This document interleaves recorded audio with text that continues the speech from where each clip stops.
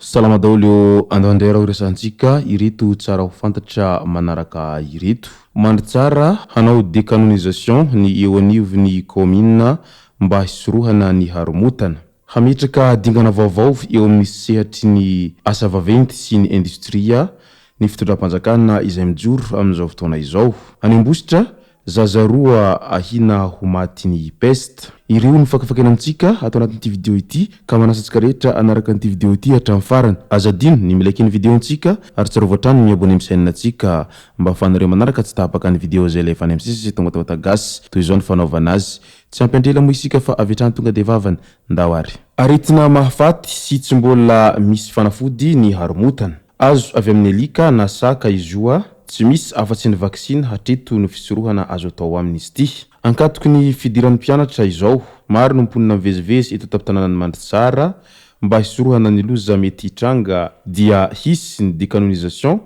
alika amirenireny ny eo anivon'ny fiadidian'ny commune Ambonivohitra Mandritsara. Raha ny eto Mandritsara manokana manodidina ny 200 ny trangany kaikitra alika, raha 5 isan-kerinandro izany araky ny antotanisa izay nomeny médecin inspecteur Mandritsara Dr Randrianarsoa Yarovola Jackie. Manoloana izany dia nanapa-kevitra ny eo anivon'ny OMC fa hiroso amin'ny famonoana alika amirenireny amin'ny faha 13 septambra ho avy izao. Hisy arak'izany ny fanentanana ny mponina hampanao vaksiny alika sy hitazona ny alika ny tsy hivoaka ny lakoro. Ho an'ny faritra Sofia dia distrikan'ny Mandritsara sy Antsohiany no azo hitsabona ireo olona voakaikitra alika ireo, fa ankoatran'izay dia mbola tsy misy ny hopitaly afaka mitsabo an'izany raha any amin'ny faritra Sofia any.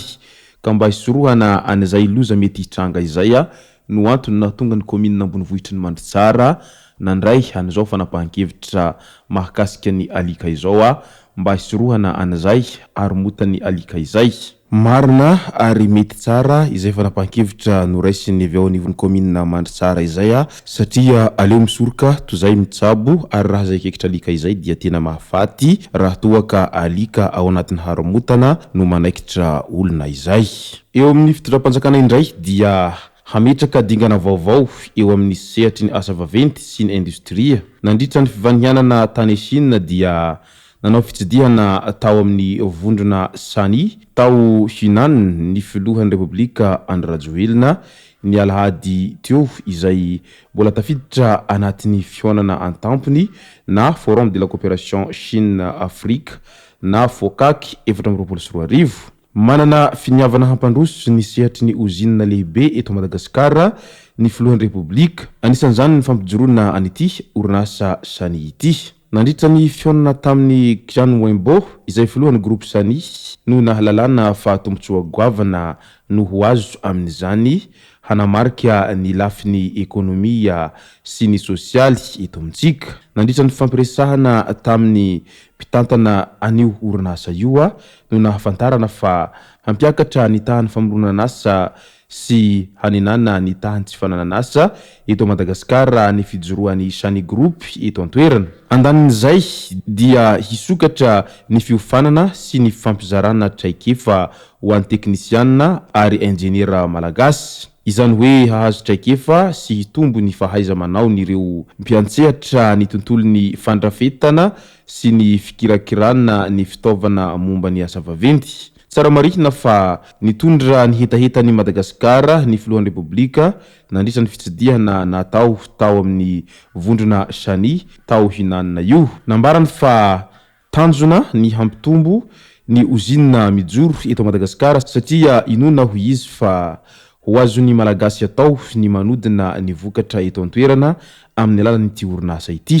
Tsy ny anivelany intsony no hitrandraka ny harenan-kibon'ny tany fa rehefa manana fahaiza-manao fitaovana sy ny traikefa ny mpiasa dia ho afaka miasa eto amin'ny tany ihany fa tsy miandrandra ny vahiny intsony.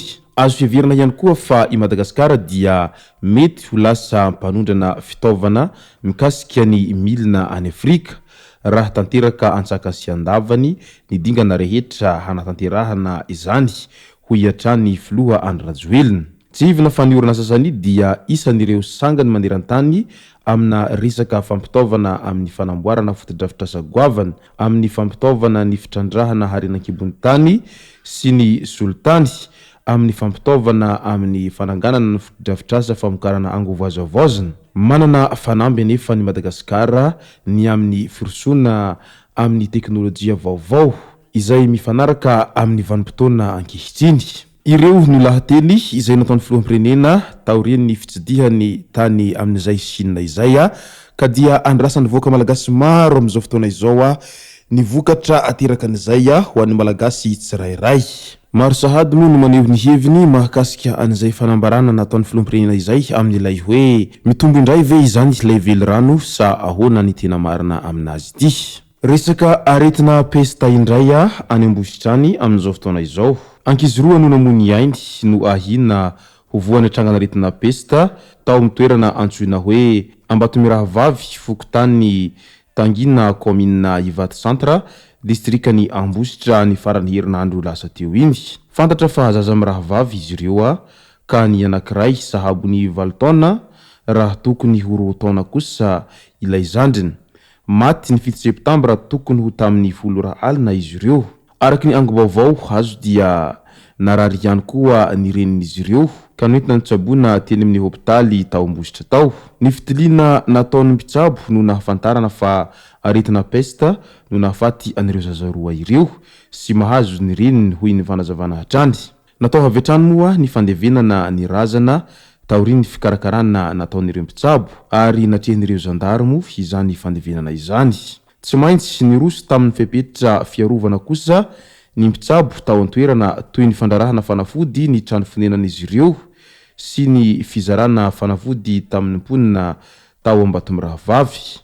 Nisy ihany koa ny fanentanana mahakasika ny ady amin'ny aretina pesta ny arahan'ny mpitsabo sy ny zandary tamin'ny mponina tao an-toerana. Marihina fa fotoanan'ny famadihana izao ka izay no mety nampihanaka indray ny aretina pesta any amin'ity faritra ity. Ka noho izay dia mailomailo hatrany aleo misoroka tozay mitsabo amin'izay valina aretina pesta izay ka dia araho antsaka sy andavany hatrany ireo fepetra rehetra izay tokony arahina amin'izay fitsaboana sy fiarovana ny aretina pesta izay mba tsy hitatra na ihany koa mba tsy hifindra amin'ny hafa. Izay sy zay moa no masaka azo naroso tao anatin'ity video ity tomboko lasy tomboko vavy misaotra antsika rehetra nanaraka an'ity video ity hatramin'ny farany. Azadino ny milaiky ny video antsika ary tsarovatra hatrany miabone amin'ny chaîne antsika mba ahafahanareo manaraka tsy tahapaka ny video zay alefa any amin'ny sisa sy tao gasy tomboko lasy tomboko vavy mankasitraka dia mirary soa.